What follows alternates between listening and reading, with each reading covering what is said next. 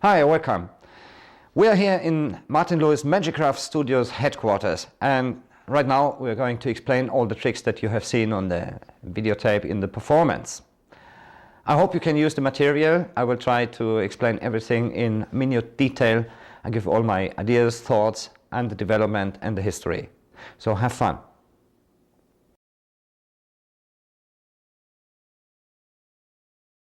I want to point out that we magicians, some magicians are here, they know probably, we are basically problem solvers. We solve problems. I show you what I mean. It's very simple. First I show you something which isn't going to be a problem. This, you know it all. It's not a problem if you do like this. Well, but first I show you the problem, then I show you the solution to the problem. Now we're going into trouble. We have the problem. I'm going to show you the solution. Watch carefully. It happens very quick. Done. Check this out for a moment. It's all solid. Maybe this was a bit too quick for some of the... It was too quick? A little bit, yeah. That, the knot and this. I would love to show you the quickest knot in the world. The quickest knot in the world. And it's going to appear right in the middle of the rope. I must confess I'm a bit nervous on this. So give me 2 or 3 tries. It doesn't work in the... it worked the other way. Can you unknot this? Just unknot it. Open the knot, like this. So, can you be so kind, take your piece of rope and do same thing that I do. By the way, you're all magicians, you know, that trick with the cut and restored rope. Oh yeah. Yeah. In Bavaria, we do it different. You want to see that? Yeah. Bavarian way. Usually you take this up and you cut it. Yeah. Bavaria, we do it different. We do it this way. We take the scissors and we thread the scissors onto the rope. That's what we do. Basically, it's impossible to actually cut the rope with the scissors in this condition. In Bavaria, we do this kind of stuff. I say, what? Yeah. I told you I'm strange. Watch. Actually, it works. Was too quick? Okay, start all over again. So can you help me for a moment? I just pick this up. You do the same that I do. Just take your rope, take the 2 ends, thread the 2 ends, make a knot, a tight knot. So we say you make a circle of the rope. Okay. Okay. What's your name? Art. Art? Yeah. I'm Alexander. Good to meet you.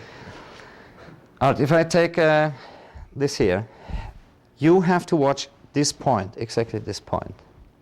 This is where you have to watch. Because at this point, watch this point, it's actually happening. That they point in each other. The only way, Art, to solve this is that we cut the rope. Now this is spoiled. This is a souvenir from Bavaria, and I thank you for helping me. Thank you.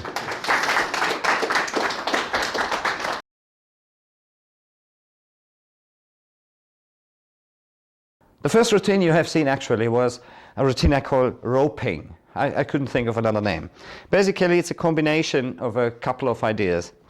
I'm going to show you now. The requirements is very simple. It's a visual opening routine. What you will need is a couple of rope pieces. This is one piece, and in the routine I use the principle of the short rope. So you just take 2 pieces of rope in the same length and cut off about this, 20 centimeters about. So I usually take a span between my thumb and my finger, which is quite the right length. This is the one rope. The other rope is an unprepared rope which has the same length. Then the other 2 pieces of rope together. So this is what you need. Then for the effect of the knot jumping off, you will need obviously this knot. And in case you don't know how to do that, just take a little piece of rope, put a couple of knots inside. That's the way I do it, but you could of course stitch it and make it very nice. But due to the fact that I lose this knot, I just do like this with the spare rope. You cut the ends off, like this. Here you go, you have your spare knot. Well, the first effect that I did in this routine was what I call the jumpy knot. All you need to know for this is two techniques. The first technique is the hunter bow knot, which is a classical thing. So you tie more or less a shoelace knot. Then you go from the front, turn the finger, grab the end on this side and the end on this side. Get it through, and when you pull on this, basically what you have is a false knot. By pulling, it will disappear. It's a fairly standard technique. Now, how does this little knot jump off? Well, this is part of my experimentation, because in the beginning in Germany we have some gimmicks which you wear in this pocket, which is a plastic catapult gimmick, and it's used for a silk, a rolled up silk, which is placed in there. With a rubber band, this snaps up, so the silk shoots out, eventually shoots out of the pocket, and you can produce it from midair. It never worked. But I tried with a knot, and it didn't work either. So after trying, because it's quite complicated, I hit upon another idea. I was reading the Rice Encyclopedia of Silk Magic, and there's a little trick by Milburn Christopher. I think it was Milburn Christopher. It could be Henfetch. It's called pop-up silk. And basically you have a rolled up silk inside the elbow. So the principle is when you snap your arm straight, this will catapult the silk or the knot. And this is what I use. Now, here's your preparation. You place the knot inside here. So this is your preparation. Stand in front of the audience, do the hunter bow knot like this, thread the ends through. The beautiful thing is you don't have to worry about timing. It happens automatically. Now, this hand rests on the chest, more or less.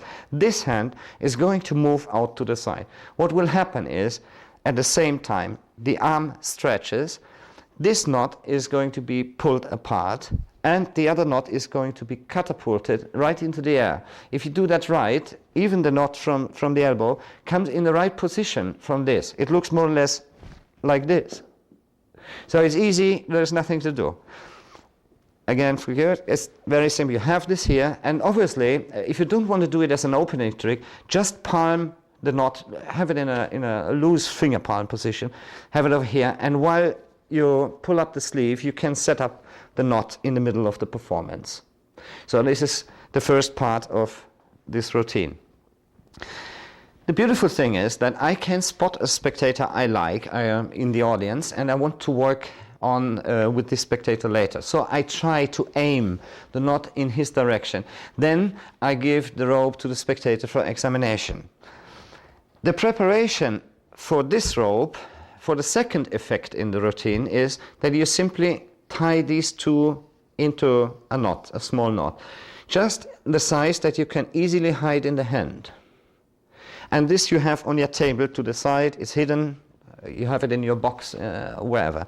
Whilst the spectator is examining this rope, you pick up this one.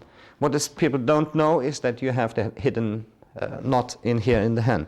So what I do now is that I say, maybe the first jumping knot was too quick. So I show you again the fastest knot in the world. Now you hold it like this and you do this movement. Most of the magicians are going to expect me doing this beautiful one-handed knot, this, but I can't do a single one of these. Flip can do this very well. But what I do is, meanwhile, while the attention is here, I grab the end of the rope here with my little finger, and once I do this, at one time I just grab this end and go up. So my focus is on the middle. So I look to the middle as well and go up, and then I discover, here's the knot. So this is my situation. I have the spectator unknot this. So now basically I'm ready for the second phase. I would like to give in a little bonus, which is the sequence with the scissors, which I like very much. But, in the start, it was a trick by Terry Seabrook. He called it "Care for Your Foot." Obviously, because it's the sequence where you thread the scissors onto the rope and the scissors goes down to the floor. Terry's method was quite complicated using a pull. It was a good method. It was very visual, but I wanted more simpler stuff. So here's what I came up with. I use move from Richard Sanders' rope routine fiber optics, which fits perfectly. So this is your situation. What you do is you thread the scissors onto the rope, and you're in this position. Now, when you put the ends here, you cross this, switch this end, you're in this position, and you're here. So this is your actual position. I do it once again. Now you move down here, and all you have to do is let go, and the rope is cut. That's your position. For the spectator, it's a magical effect because the scissors drop down. Now you do a restoration. I do a very simple one. I place this end here into my hand. When I go for this one drops here, so I can fuse these two together. From the front, there's nothing to see. I pinch all the ropes here, and I just let the rope drop. So this is a little interlude you can do with the scissors. On with the routine.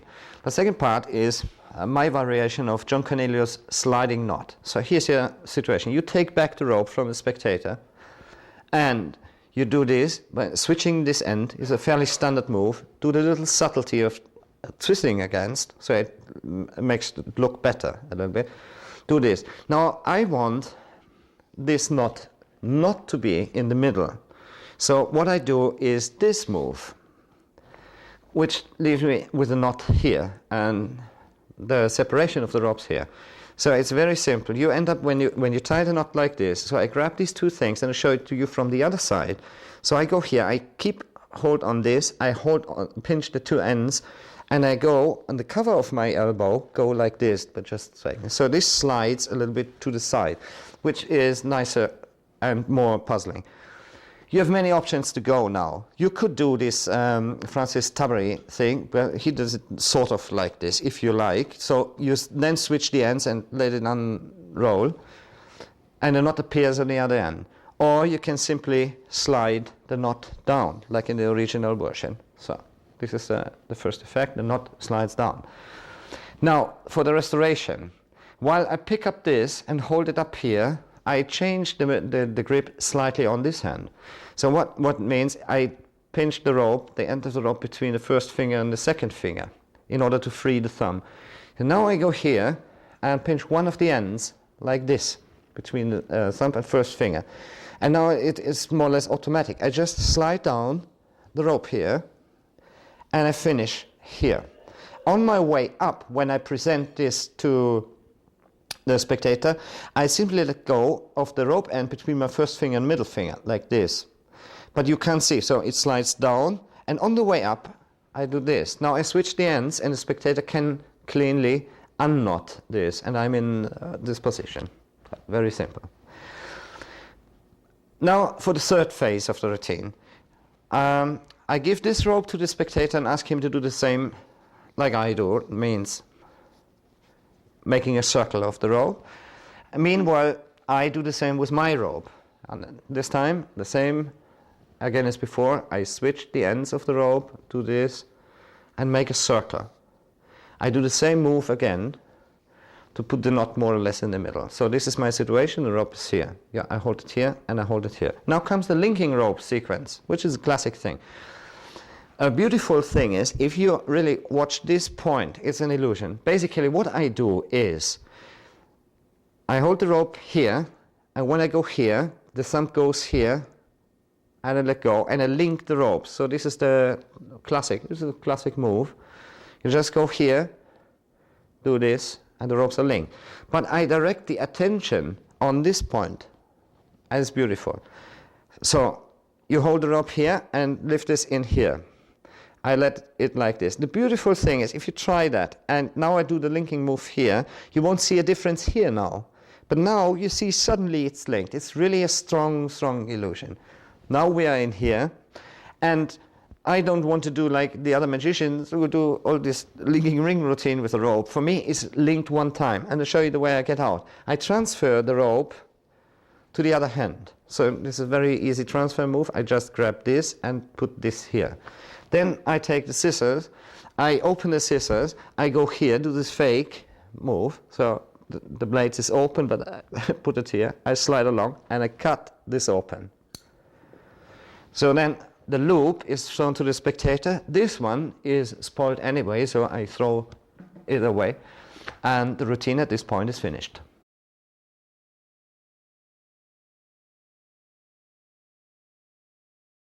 I think now is the time. Now is the time. What you all not know is Martin sent me a letter, was posted to me before I even came to the United States with a warning. But I still tried. This will be important in a moment. Bavaria is close to Austria. In Austria, we like to make presents. Our favorite present is playing cards, dice, because we like to gamble there. I need now one person who knows playing cards. You know playing cards. That's good. No, no. You would think of a number from 1 to 52. Only think of a number. Think of a number. I need someone who is good with the cards. You're good with the cards. Think of any. The point is, it works only at a particular time. I have to wait now for 2.5 minutes. All right. Okay, Nathan. When I say now, name any card. Okay. Now. 7 of hearts. 7 of hearts. When I say now, name any number from 1 to 52. No. 10. 7 of hearts and 10. It's amazing. Nathan, will you come over here? Take this pack of cards, which has been lying in full view the whole time on the table. Take the cards out of the case. Now this is amazing. It happens only once a day at one specific time. It's amazing. Would you please take the deck face up in the hand? Count. Now, we have the 7 of hearts and we have the 10. Would you please count aloud the cards onto the table? 1, 2, 3. At the 10th position, there should be 7 of hearts. If that happens, it's a miracle. 4, 5, 6, 7, 8, 9, 10. Oh, you did a mistake? Continue counting.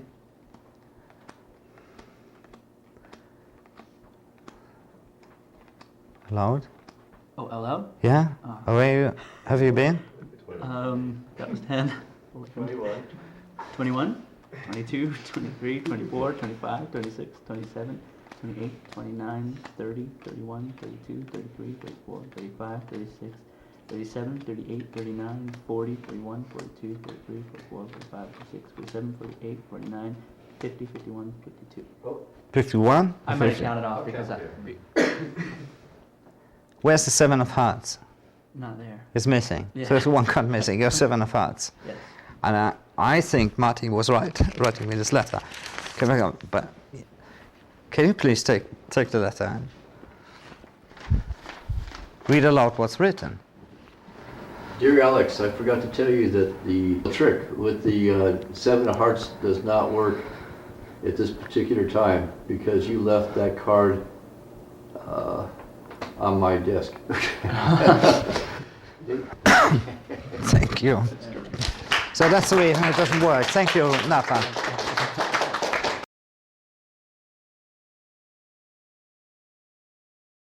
Well, we're talking about the Premonition effect by Eddie Joseph. What a good effect is this. I can't say a word. I mean, it's a miracle. A spectator thinks a card. There's a deck of cards in view the whole time. And the one card he names, it can be any card, misses. In the pack is only 51 cards. I changed the whole thing because in the original method, which I'm not going to explain, because you can read it up in Eddie Joseph's original manuscript published by Supreme Magic Company, it's written all the detailed instructions for the mathematical calculation you have to do. There's also other versions by Fontini using only one deck and so on. I tried them all over the years because I've been tackling with this effect since I was 15 years old. Now this is what I perform, and I'm proud that I made this a self-working effect. Well, what you need is this. First of all, it deals with 2 decks of cards.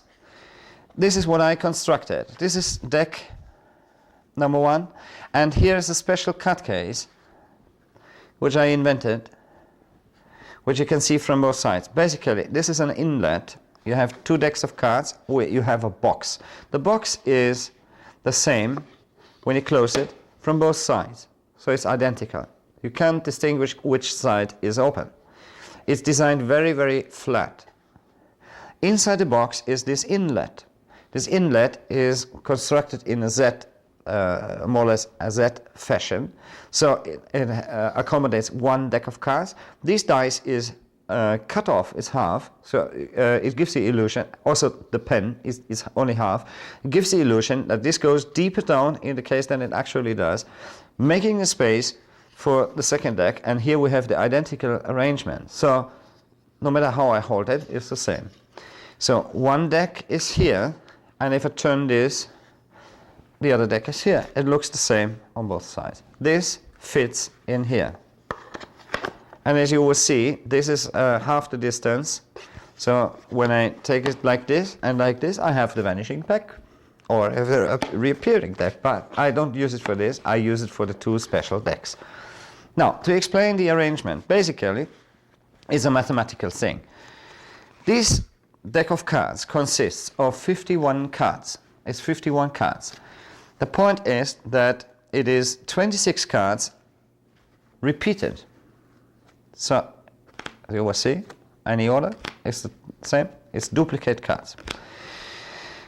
The values are determined by, because this pack really looks, it looks shuffled, and there is no apparent regular thing in this, no order, no sequence, no system. It's not the even black cards and the odd red cards, or vice versa. You find even black cards along with odd black cards, the 9 and the 8, for example. So this is due to Eddie Joseph's brilliant system. But the point was there was a calculation involved to arrive on that. Well, I changed it. So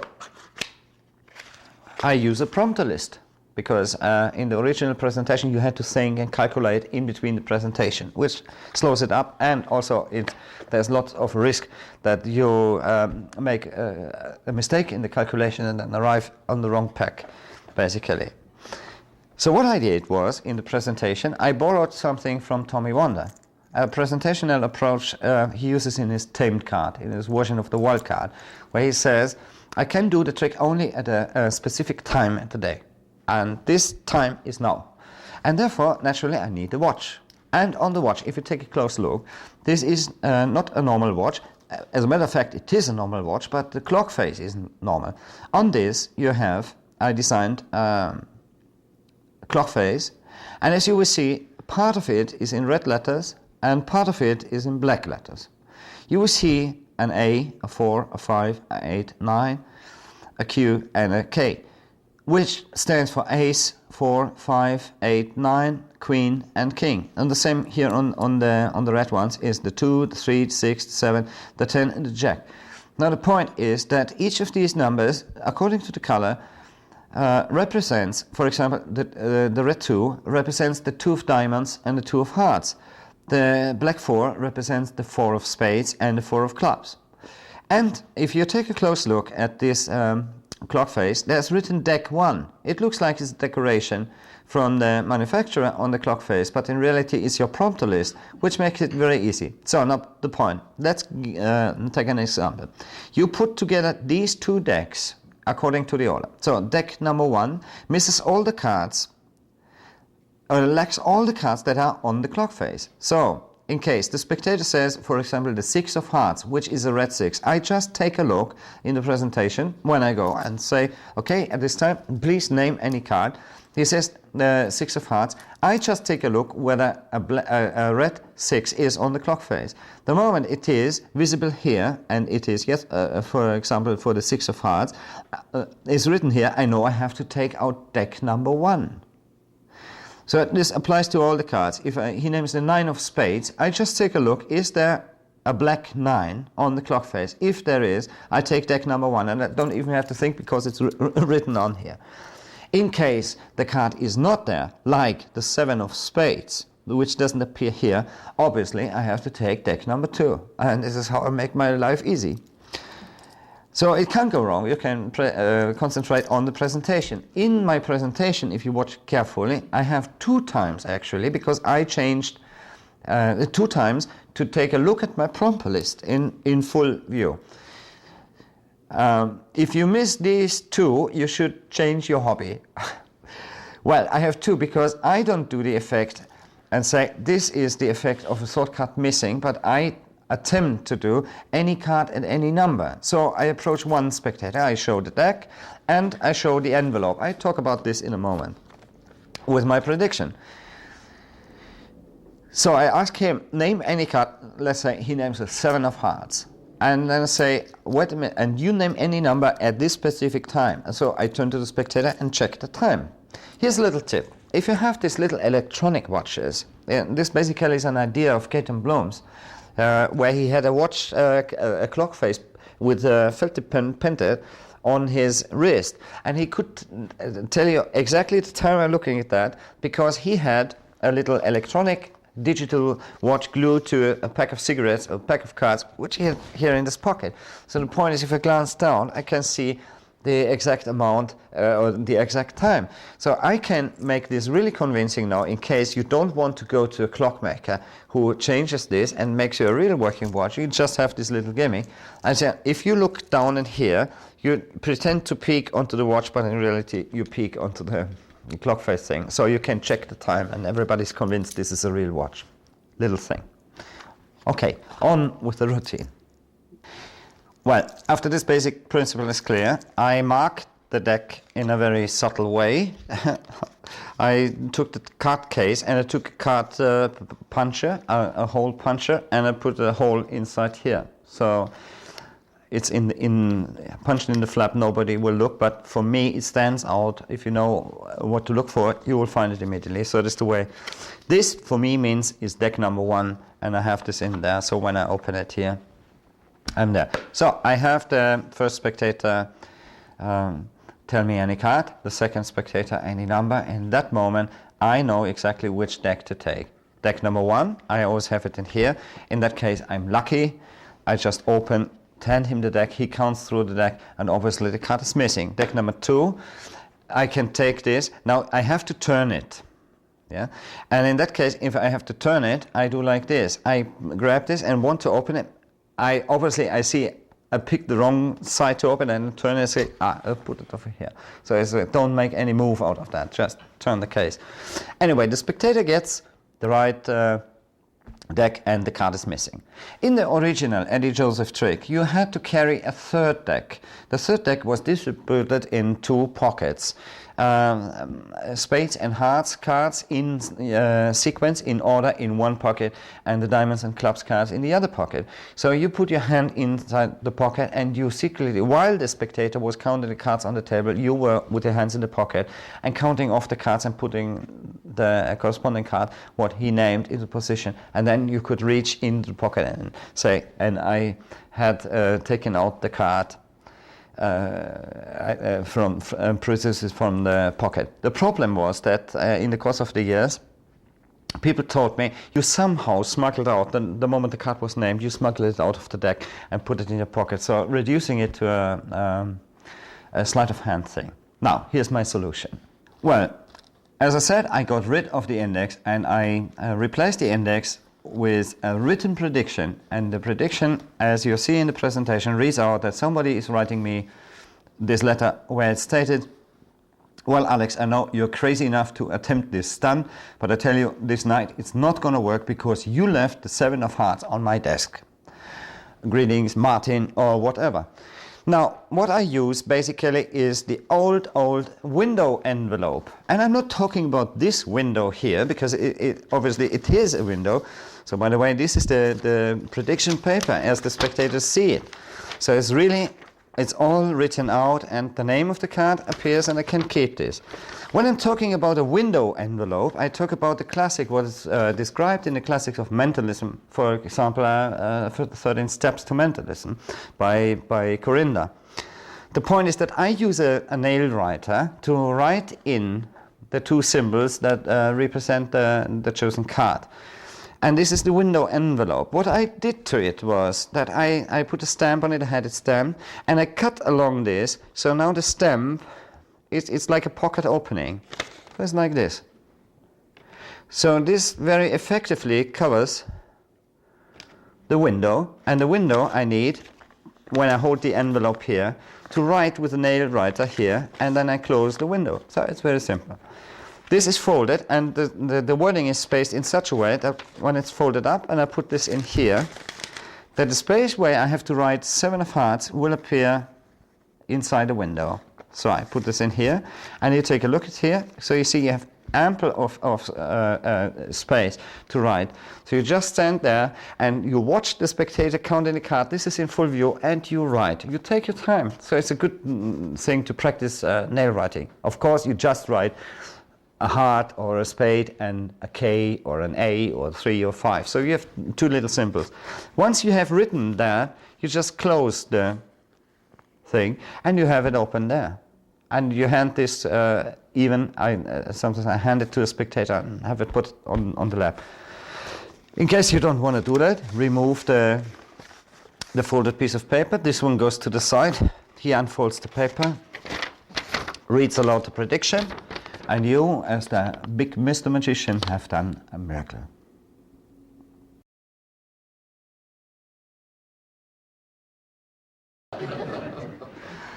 I'm going to introduce you now to the Bavarian beer game, which is originally derived in the faraway parts of Bavaria, and even then came to Munich. The beer game, it started off like this.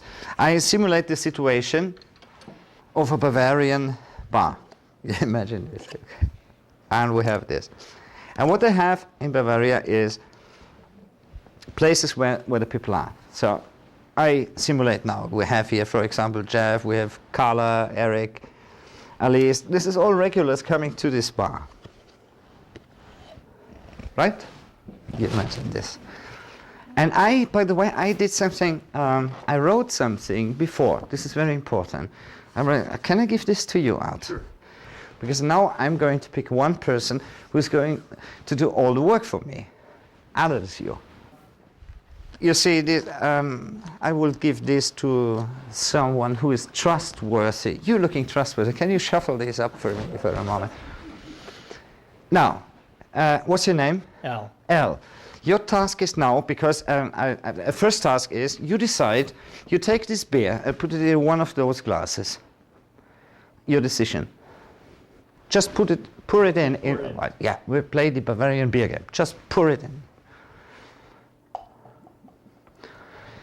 The second task he is going to do is to collect money, because we're talking about money. Did a fine job. So, give that. I will need a $20 bill, I will need a $10 bill, a $5 bill, and a $1 bill. So, Al, he is trustworthy, is now going to collect the money. We got a 10 here. Al, you got the money. That's fine, fantastic. So you got all the money. I don't want to touch the money. The point is, I would be a lousy Bavarian if I wouldn't give in something. I will give in something. I brought it here. What I will, by the way, this is a typical Bavarian theft-proof protection. I will give most of the money in the thing. I will give $100. I give that one to you. Now, Al, your task is now to distribute these bills in whatever way you want inside into the glasses. Whatever you want. Start it. Put the money. Different bills, different glasses? Whatever you like. Just distribute them.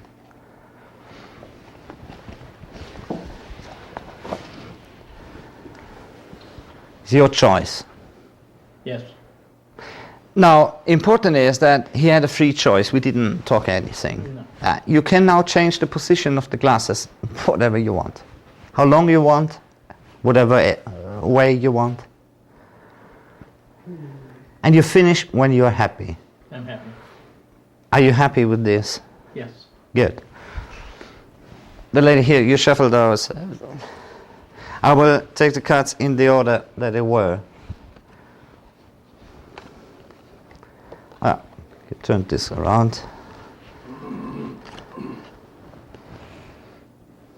Good. Now, so far, nothing has happened. You collected the money, you made the decision with everything. You shuffled the persons over there. Now we are going to play the game, because I committed myself. You have the written instructions there, which I gave out before all this happened. He's going to read out loud the instructions, and you follow the instructions. Okay. In the course of these instructions, it's important. Probably you are going to be asked to switch glasses. For example, maybe there will be an instruction that says switch the beer with any glass next to it. So then you have the decision. You can switch with this glass or with this glass. Okay. It doesn't matter. Should, for example, the glass of beer end up here, and then is next to it, there is no glass. You switch it with the one that's available. Okay. You understood that, huh? So now we start the original Bavarian beer game. Could you start this now? You know the point. The point is who pays the bill, and I gave the $100. That's important. Okay. So take your time, step by step. And are you ready? I am ready. So here we go. Okay, switch the glass with a $5 bill for the glass with a $10 bill.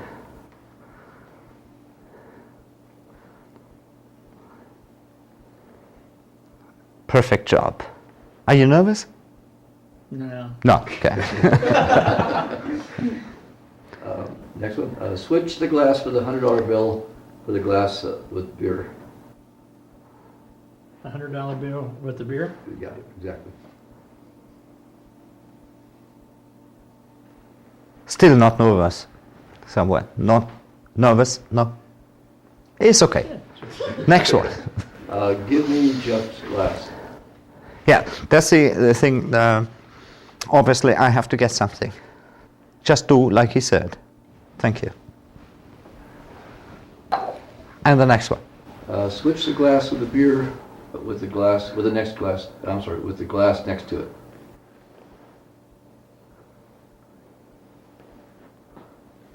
Okay. Give me Carla's glass. So that's very good. That gift for me. Switch the glass with the beer with the glass next to it.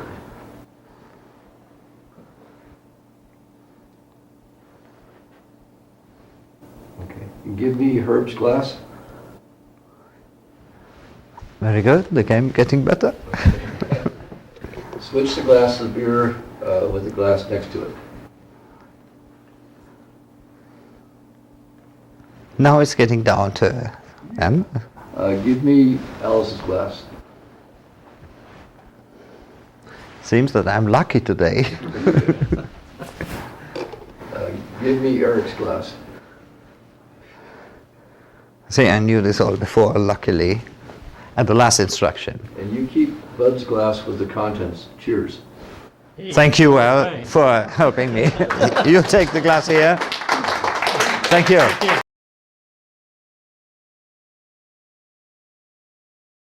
And here we go, back to my native country, to Bavaria, and doing the Bavarian beer game. As a matter of fact, this is one of the easiest tricks I ever put together.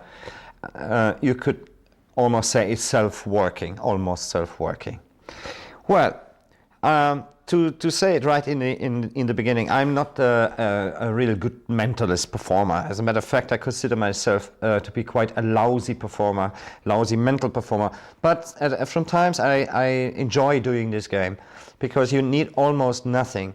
And above all, I can play the accordion in between the phases when the spectator reads out the instructions. Well, the roots of this trick is Paul Curry's trick, which is based on a mathematical principle by a trick by Martin Gardner. So I lost track of the origin of this trick, and I don't even understand the mathematics behind and involved. But it doesn't matter for me because as long as the trick works and it's easy to do. The original version is written up in Paul Curry's book Worlds Beyond, so you can read this up. It's quite an old trick and it's self-working. It's based on a very simple principle. You need a set of instructions. This is the instructions. They read, and it's written in my lecture notes. There's a certain sequence you have to go through. Switch the glass with a $5 bill for the glass with a $10 bill, and so on. Give me Jeff's glass. And so this set of instructions you can give out, you can print it out. It will always work out like this. Basically, to explain the trick, I don't want to go into mathematics. You need 6 glasses. And now you imagine one is filled up with beer, obviously. And the point is that despite the fact that you borrow all these bills, the 20, the 10, the 5, and the 1, and you give the $100 bill, it doesn't matter the way the spectator switches the glasses, as long as you keep track in the beginning, and this is the only thing that counts really, where is the $100 bill. So if you consider these glasses to be A, B, C, D, E, and F, so it make it more simpler. Important for you is that, and I explain with the name cards because this is an addition I did. As long as the $100 bill starts up in one of these glasses, A, C, or E, everything is okay. And if you run through these instructions, everything will happen automatically. Actually, you could really leave the room or play the accordion or something like this. Well, so the problem was with the Paul Curry solution, it looked all very, very mathematical because he was using a small change, $1, a $half, a dime, a nickel, and a penny. And he drew circles on a piece of paper and he numbered the circles with A, B, C, D. So I changed this for the presentation. What I did was to use these name cards. If you take a look at these name cards, this is Carla, this is Herb. You won't see any particular A, B, C, D sequence, but there is if you look at the last letter of each name. So we have Carla, which ends on an A. We have Herb, which ends on a B. We have Eric, which ends on a C. We have Bud, which ends on a D. We have Alice, which ends on the E, and Jeff on the F. I'm a poet. Now, there we have our sequence. If I now were to distribute this as Jeff, so you see, you have these glasses actually numbered F, E, D, C, B, A. Well, this is one set of cards that you need. At the beginning, this is randomly shuffled, and I put them there whilst I explained that in Bavaria the people sit at the bar. So everybody being there has its own place. So they are in a shuffle. What the spectators don't know is that you have an identical second set of cards, which is Carla, Herb, Eric, Bud, Alice, and Jeff, all in that order. This packet is going, because the spectator in the performance shuffles these cards, this packet is the one you switch in. So you're going to switch these cards. In the Paul Curry trick, it was with turning the paper and folding something. It was quite complicated. No, now it's easy. Now, the switch you can do, obviously, in many different ways. You can do, if you do it at a table, you can do a Slidini type of switching using the lamp. You can do a pocket switch. You can use a Himba wallet. I don't even own a Himba wallet, so I came up with this solution. Inside the wallet here, I keep my $100 bill, which I'm going to contribute to the game, which is the main prize. It's inside the wallet. This packet is underneath. Now, in order to have it there, I take a jumbo clip like this, which I like to refer to as the Bavarian theft-proof thief protection of this. Sometimes it gets a small laugh, but even if it's a small laugh, it's a slight distraction for the misdirection, which gives me the misdirection for the switch. So this is the way that I keep this. It's very practical. So you're all set up now. This is given to the spectator and to hold. You can send this before. You can even put the instructions on a MP3 player. You just talk and handle MP3 player. We have 2006, so it's modern. Well, so here we go. What is happening? First, I explain the whole game. I collect the cards whilst explaining, and I give this to a spectator to shuffle. in the audience. Now, the other spectator, he collects the money. That is a $20 bill, $5, a $10 bill, a $5 bill, and a $1 bill. Naturally, you can take any other objects. You just have to switch the wording in the instruction sheet. Good. Then I say, whilst I take this back, I hold it here in this position. And by the way, the spectator can start wherever he wants, pouring the beer in one of the glasses. If you don't want to do it with beer, by the way, you can do it for kid shows using some soda or lemonade or something like this. You can use it having a glass full of cherries or sweets or whatever. For the product trade show magician, you can have anything in there. Now, I reach for my wallet. I go like this. I say, this is Bavarian theft-proof protection. People laugh a little bit. I say, I put my money in. And I give this to the spectator. Now I instruct him. I leave it quite like this. It's a very simple switch because it happens on the offbeat. I say, would you please distribute the bills in the glasses in any order you like. Whilst he is doing that, I simply close this. And when I take this away, this is what happens. I just grab the wallet and leave this and put the wallet away. So this is all there is to this switch. Anyway, the people are not going to watch you. I don't put any emphasis on these cards. I just do like this and I switch it. And I put the wallet away, which I do now. And I'm ready. So I put these on the table. Apparently these are shuffled by the spectator. In reality, the cards are in A, B, C, D, E, F order. Now I watch the spectator. And basically now it's done. So he distributes the bills whatever he wants. The only thing I'm really interested in is where does he place $100 bill. So remember we have A, B, C. This is important, D, and here. So in case he puts the bill in here, and after he's shuffled around the glasses and I ask him, are you happy now? Then I'm fine. So I will start. And this is a little change that I put in the routine, actually. I start putting the cards like this. In this, one after the other, the bill ends up in a position A, C, or E, which is what I want. So it's very simple. The other possibility, that is, the spectator places the bill not in the A, C, E, but in somewhere else. In that case, I simply pick the cards and start from this end of the row. So then again, the bill ends up in one of my desired positions, A, C, E. So that's all very simple, and that's to it. And from now, you sit back, watch, wait, he reads the instructions, and you're the king. Have fun with this.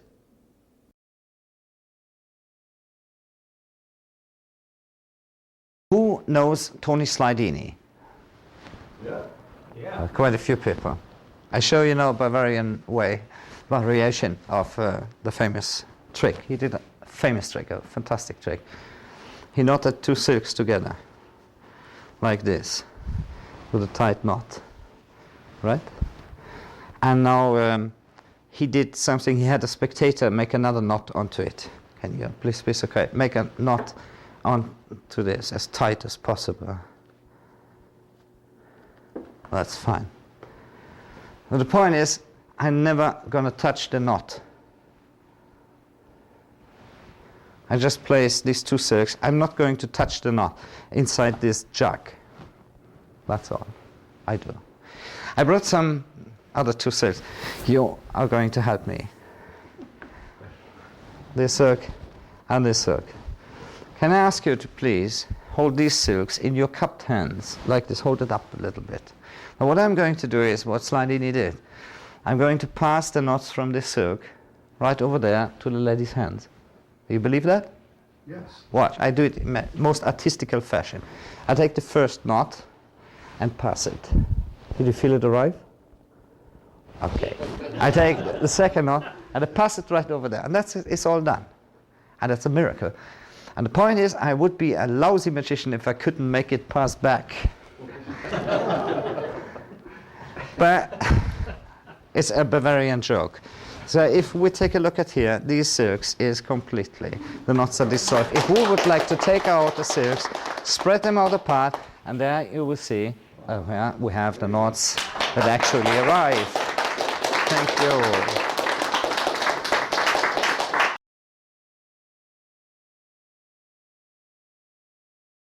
Well, now, the explanation for the silk routine, which I call the master silks, it has a reason I call it the master silks, because I am quite romantic in magic, and this routine is dedicated to the masters, especially one who gave me the initial idea, which is Al Baker, a slightly underrated magician.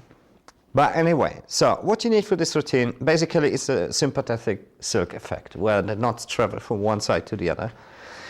And this is the simplest version. I stripped this trick down. I don't think you can do it any simpler. What you will need is 4 silks of the same size. I use these 24-inch silks in one color, in one quality. It's unprepared silks. Obviously, you need a table with a sort of cover on this. I will explain in a moment. And you need a little gimmick. And the gimmick I have here. The gimmick is responsible for one part. So it's a little silk, 9 inches, in the same color, same quality as the big silks. The trick, basically, as you remember, I had 4 silks on the table. I took 2, had them knotted together. They were put inside this jar without touching the knot. Then I took the other 2 silks and gave them to the spectator. The trick is 2 problems. Do I get the knot that the spectator did unknotted inside the jar I'm using? And the second part is, how do I take these apparently single silks, separate silks, on the table, give it to the spectator and have the knot appear there? Well, I explain the first part of this. What you will need is the gimmick and 2 of the silks. For the explanation now, please remember that in performance, actual performance, you are going to use the same color of the silks. For the explanation, I'm going to use a red silk, so it will make it a lot easier for you to follow. This is for the first part on how I get rid of the knot made by the spectator.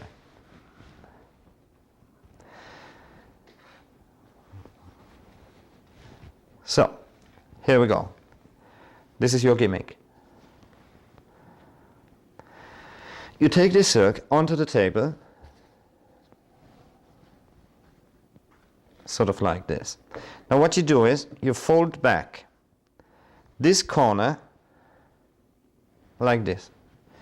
This gimmick you fold about in half diagonally, and you put this on top of this. So what you have is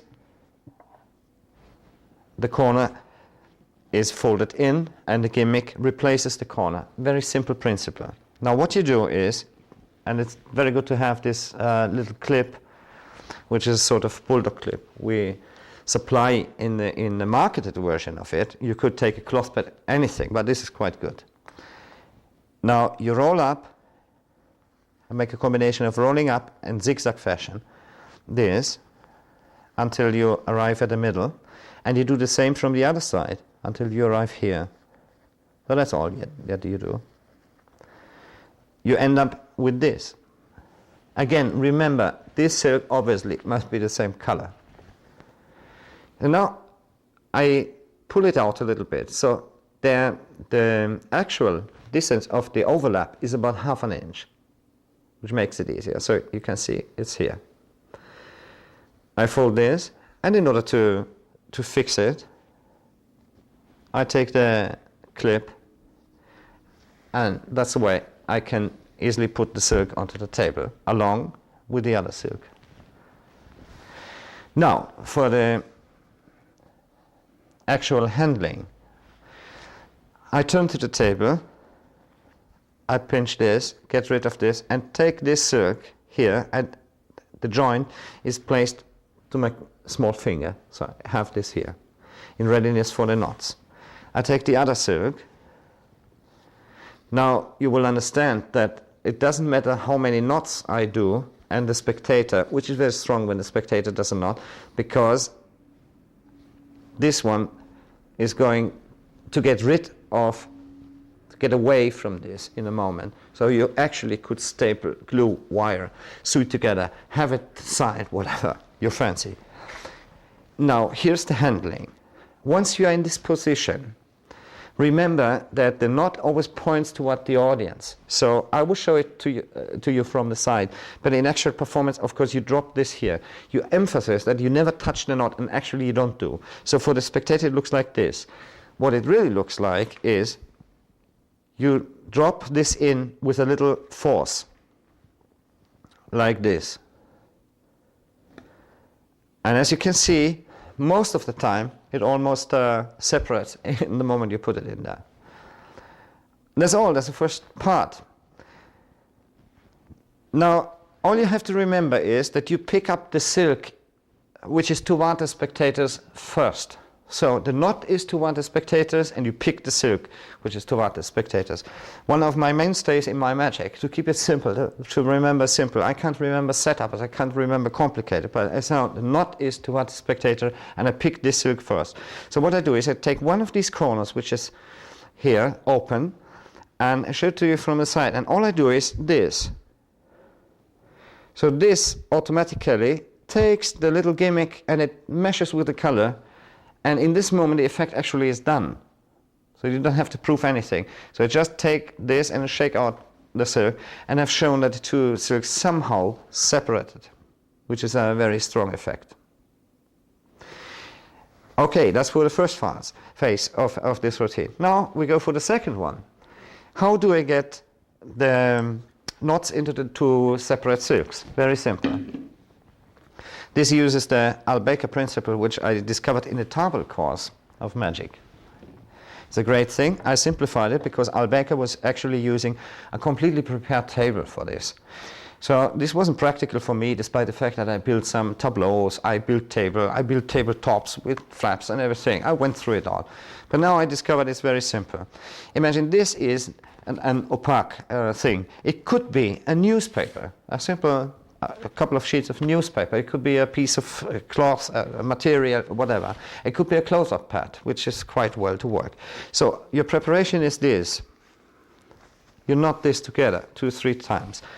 What you will do is put the silks right onto the table here and put this on top of it. So you end up in a situation like this. Now, how do I make this appear to be two separate silks on the table? Well, I put my finger here and make something like this. Well, this doesn't really look like two silks separate on the table, but now comes the illusion. I take one of these 3 corners here, like this,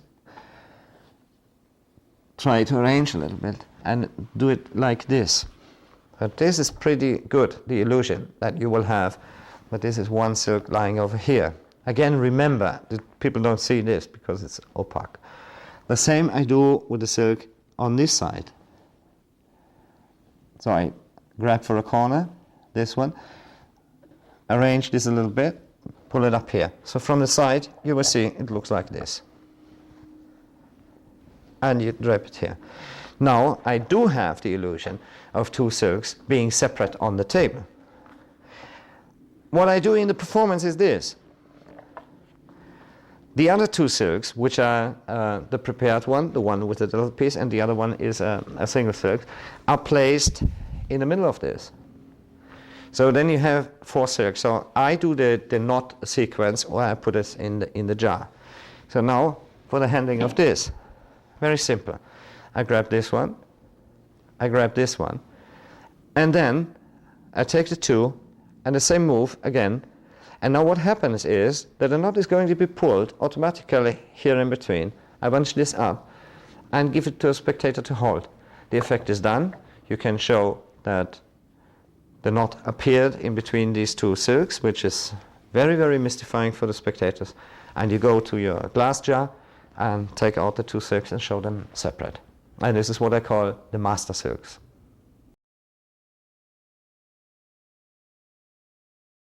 You know what is twins? Twins, mates. It's 2 people born at the same time and they look alike. Doesn't necessarily mean they think alike and act alike, but they look alike. And the amazing thing is that one twin most of the time knows where the other one is, no matter in which part of the world they are. I'm going to do a similar thing. Can you help me? Sure. Come on here. I do it a more simple way.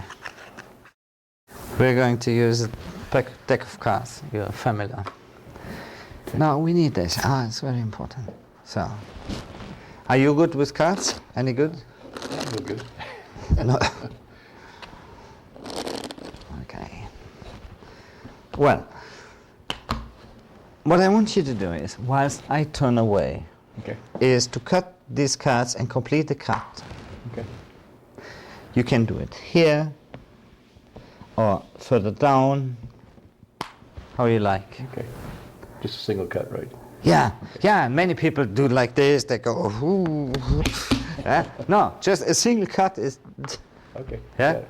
You know how Bavarians cut the cards? No. Oh, it's really awful to work with Bavarians. They cut the cards like this. They're a little bit tough. But anyway, I want you just to take a straight cut like this. Okay. Okay? Then, when you are satisfied, you take the top card and put it into the card case, but you don't show that card to anybody in the room. Okay. And also don't look at it. Just place it inside and seal the case. And tell me when you are finished. Okay. You got it. Okay, we go. I won't look. There you go. Done deal. Thank you. So now, you don't know nobody knows the identity of this card. The point is I have to find out which is the card. The easiest way is a mathematical way. That means that I know, of course, if you add up all the values and the source and have a mathematical system, you arrive at a certain total. Right. So now I know all the totals. So just by glancing in 15 seconds through the deck would give me the identity of the card in the case. You trust me? No, it's easy. It's sharp. No, if you do it for years, it's easy. Yeah. I prove to you. So I go through this. No more than 15 seconds. Give me 20. Okay, I'll go through. I calculate. It's like speed reading, sort of speed reading. No, I have to do it again. Sort of speed reading. I think I got it. It should be the 2 of spades. You could be right. Is it? I have no idea. Okay, but that's easy. The more difficult part is to do it blindfolded. I'm going to do it blindfolded. Okay. But not blindfold me, but blindfold the deck. Good idea. Okay. Yeah, I will do. I will blindfold the deck. So we'll start like this. I was talking about mates. What did I say? 3 of spades. 3 of spades. I need this. So what I'm going to do is very quick. As a matter of fact, underneath the silk. You can see that the deck is over there. So I go in there like that. And what I'm going to try is to find the mate. With a card. So I put this knife right in here. I have 1 card here.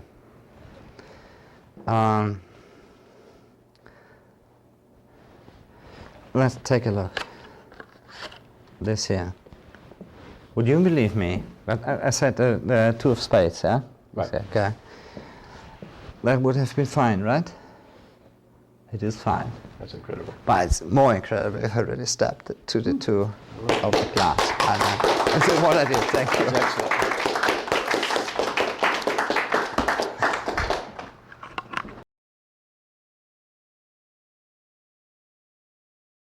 This is called step in the dark. Step is because it's a card step, obviously in the dark because it happens underneath the silk. What you need is a dagger, is a silk, and for the purpose of this instruction I'm going to use a semi-transparent so you can follow what's happening underneath the silk, which is very important.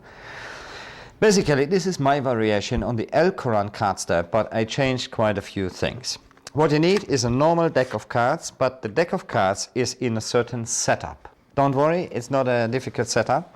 The setup is that you take all the mates together. So you see, and place them in the same order. So it's 26 cards with the 7, the ace, the jack, the 8, and here's the same with the mates. So these two setups are together. That is your initial stack. Important with this stack for the working of the trick is that the mate, the twin card of this card is 26 cards down. So this is the whole secret.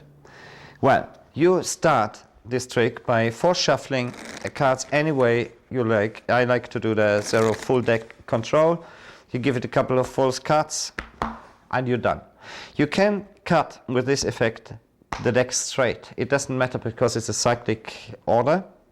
It won't change the position of the two twins being 25 cards apart. I would like to throw in a little thing I call the gold dust cut, because a good friend of mine, Dr. Rainer Stut from Berlin, he is a doctor. When I showed it to him, he said, that's gold dust, in German Goldstaub. Well, it's like this. When I ask the spectator what to do, I instruct him to cut the deck once completely. I demonstrate what he must not do by doing this and doing this.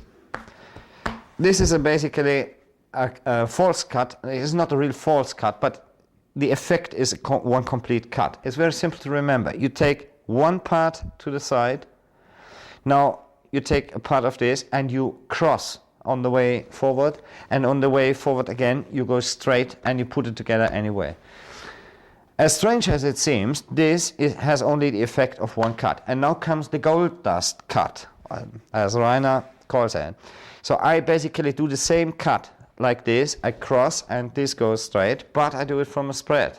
So I grab some part of here, some part of here, remove this, go forward, I cross. This is the same action to cross. I take these two parts and I go straight. And then I assemble how I want. This is a cut that looks quite a lot in the Leonard Green style. If you do this casually, if you check it out at home and try it out, you will notice it's the same effect like the cutting, only with the difference that you take them out here and you throw them here. It's amazing how you can put these together. You still have the control on the cards. Now for the routine. You have the card case handy.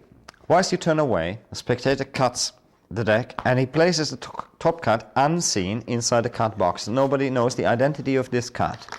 Right, that's done. You know that the mate of the card is 26 cards down. The problem now is how to find a break exactly in 26th position. And the other thing is, when you place it underneath the silk, how I can securely put the knife in precisely that position. I will explain these two things for you. Now, I had in my presentation, I said I could remember and count together the values of all the cards by just threading through the cards, which I do. What I do now is I don't care for anything but the face card. So I see the face card, in that case, is a 6 of spades. What I'm looking for is the mate card of the face card. So the 6 of clubs. I know it's about in the middle. More or less exactly in the middle. So I spread through the cards, pretending that I do that calculation. I'm searching only for this card for the moment. So I find the card here in the middle. I know where it comes. It's here. Now, interesting is the card directly above this card, the Queen of Hearts, is the mate card, the twin card of the card in the card box. So I know, in this moment, I know the identity of the card in the box. And I make an effect. So when I spread here, I in-jog this, and my in-jog is really, really big. It's almost 2 inches. And I stayed, and I leave the cards in this unsquared position. I stayed. The card, the identity of the card inside the box, your card, is the Queen of Diamonds. And usually the people go, I want to grab and check it. And that's the moment this comes in and say, wait, I didn't say that I'm going to do something more difficult. So I leave the deck of cards, which marks the spot, which is important for me. Now I spread an opaque handkerchief on the table, and now comes the stabbing thing. Once it is on the table, I pick up the deck of cards, And as you see, the break, the mark of this position is really, really big. So I pick this up, and now it's natural to square the cards up. When I square up, I take a big, big break with my thumb. So now I go underneath the silk. Underneath the silk happens the following. Once the deck is underneath here, I cut the break and put this part to the side for about 1 inch. So this marks it. The beautiful thing is that from the outside you can't see a thing. If you hold the hands like this, you will notice that the people see just this. Now I lift this, I go with the knife, and the first thing that I do is I go on the top of the pack to fix it in position. Then I grab the sides and I put some pressure on these outer edges. Now when I move the knife to the side, due to the pressure, the upper half will jump up and you will hear an audible click. And this is the point where I have to go in and square this up, immediately remove the hand, go from underneath the silk and present the spectators with this position. Now I lift here, and I know the card lying here I put to the side. I can show them one card further down, one card here would have been this result. But he decided to be, I cut here at this card. I turn the card,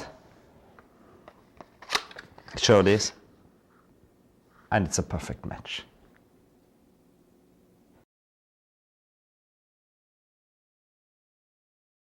I will not turn this upside down. I will prove that an object is at the same time in 2 different places in the room. We need first an object from which we all know it's only one time in the room. Before I do this, I will approach L. I go to you. You have a ring. Can you get this ring off? Okay. Before I touch the ring, I want to make sure everybody sees I give this one into L's hands before I even take the ring. Take this, only the back. I did not touch your ring, no, nothing. You got the back, you hold on to the back. I gave it before I take the ring. Now comes the impossibility. L, can I have your ring, please? Can you put the ring, a question you recognize this when you see it later, okay. Yeah. Can you put the ring inside the silk? I didn't touch the ring. Can you feel the ring? Yes. Okay. An object in the same time in 2 different places. That's not true. Sweet. And now, here's the thing. You had the bag. Look inside the bag. Look at the contents. What's inside the bag? A little box. A ring box. Surprise, surprise. Open the box. Inside this box is something. It's a ring. Open the box. It's on the front. You just press. Is a ring inside? Yes. Is your ring? No. No? Sure? No, okay, put it back. It was an attempt. It was an attempt. Sorry, I was digressing. What I wanted to show is that magicians can turn the laws of physics upside down. The law, I tell you the law first. An object cannot be at the same time in 2 different places in the room. I will show you how to turn it upside down. In order to do that, I need a ring. Can I have a ring? I don't want to touch the ring, just thread it onto the wand here. One question. Do you recognize the ring when you see it later? I better. Yeah, you know we had all the trouble a moment before. Take it off. Do you recognize this ring? Yes. Means? It's your ring? My ring. If that ring inside the box wasn't your ring, but you recognize your ring, is this your ring? Yes. Then we have indeed proven that one object can be at the same time in 2 different places in the room.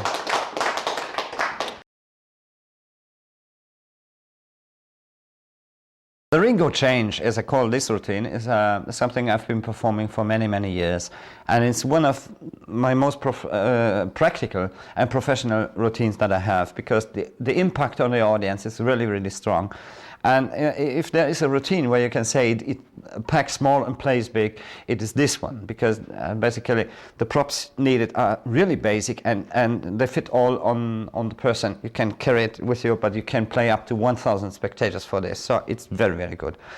Well, all you need is a bag, is a magic wand, and a ring case, a ring box of this kind where you open like this. Inside is a little ring, whatever ring, cheap one. You need the 2 rings of the spectators, 1 ring from a spectator from this side, 1 ring from a spectator from that side. And you need a devil's hank. Well, now the story is that basically this routine goes back to German magician Joro, whose real name is Bruno Henning. He invented the dancing cork, he invented the folded card sign, folded card into anything. And he gave me the basic version many years ago, but I changed it considerably. What you need for the vanish of the ring is a devil's handkerchief. The devil's handkerchief is a handkerchief with a secret pocket right in here. So the pocket is a quarter of the handkerchief. My modification is, which is important later to steal the ring out of the pocket, is I took a few stitches, and here I stitched right through the outer material of the handkerchief and right through the corner of the secret bag, which means that the secret compartment can't move inside this circle. This will be very important. The thing what I did to it was to not only use the handkerchief for vanishing an object, a small object, like a ring, a bill, or a marked coin, in a very visible way for a large audience, but I also changed this to being able to retract the object, to get it out of the secret compartment in full view of the audience. So, here we go. You first hand out the bag with the key case, with the key box, to the spectator on your left. Then you ask him to borrow a ring.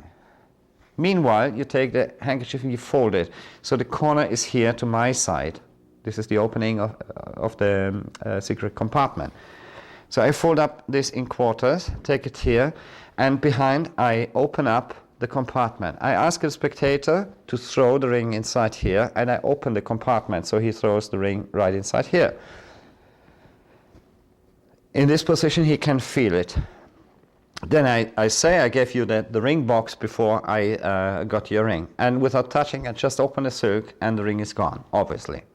Now what I do is I let go, the corner with the compartment is here, I let go with this stroke along this, which makes sure the ring goes to the center. Now comes the unloading movement. This hand holds the handkerchief, this hand goes here. So with my little finger I grab here where the compartment ends, I grab here, and with the thumb and first finger I grab this here. Now I can let go of this. I go down to the center of the handkerchief, turn everything, and I pull a little bit on here, creating a sort of tunnel. Now I feel the ring, it's there, and I release the ring, which results the ring sliding down here, ending up in my hand. And that's all. Now I have the object. From the front you can't see anything. Now in the movement of passing this part over there, I just let the ring drop to the other hand, which is this.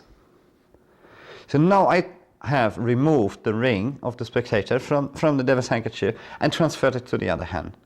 And I drop this on the table. And this is the moment when magician friends are watching the show that the eyebrows go up and you hear it thinking. Okay, a spectator takes a look at his at the box, and he says it's not his ring, and so I take the box and put it there. Meanwhile, whilst he's doing this, I pick up the wand, and by transferring the wand, I have all the time in the world and all the cover.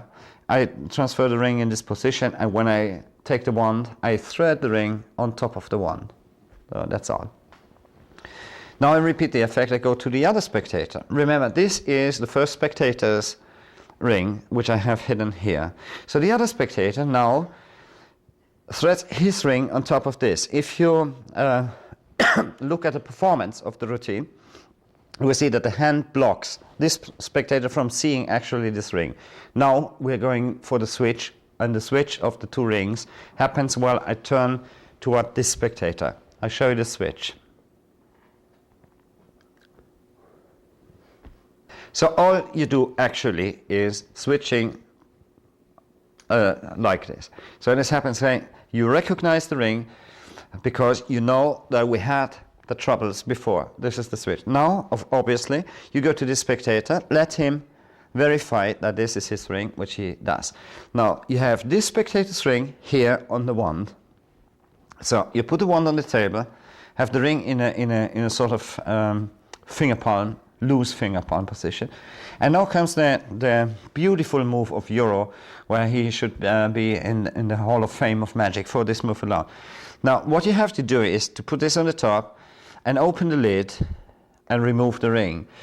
Apparently, you open the lid, but that's not true. What you do in reality, you lift, basically, you lift the whole box. I show it from this side. You lift the whole box up. From the front, it looks like you're just lifting the lid. You lift the whole box up and reach inside and remove the ring. So the whole is in motion. It's like this. You go in here, you do like this, lift it up, take the ring, close the box, which is a fake, and give this ring back to the spectator. Now you put this back in your pocket, and this finish one of the strongest routines you can ever do for a lay person.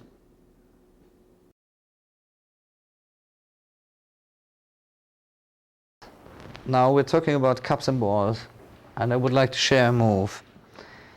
Good. We all through this kind of stuff. Then we're here. Now, what I want to share is this move with you, which makes it all look. So, can you point to any move? Boom, from here to there. I just want to share this move with you, where you do all this kind of stuff and goes away. Boom.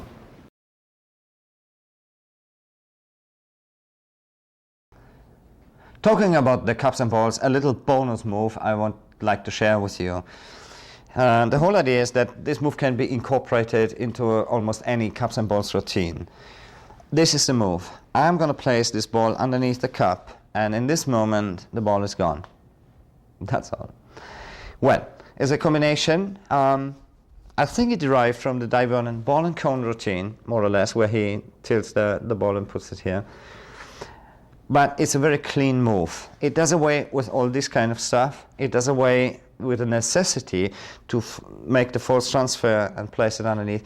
It just looks the same, whether you load a ball or you steal a ball. Now here's the mechanics. You hold the ball on your outstretched hand, and to find the correct position for this, first place a ball here and place the hand like this, because you're gonna grab the ball with the little finger here. You're gonna steal it. But you steal it from the palm of your hand. So it's a combination of a pushing movement and a stealing movement.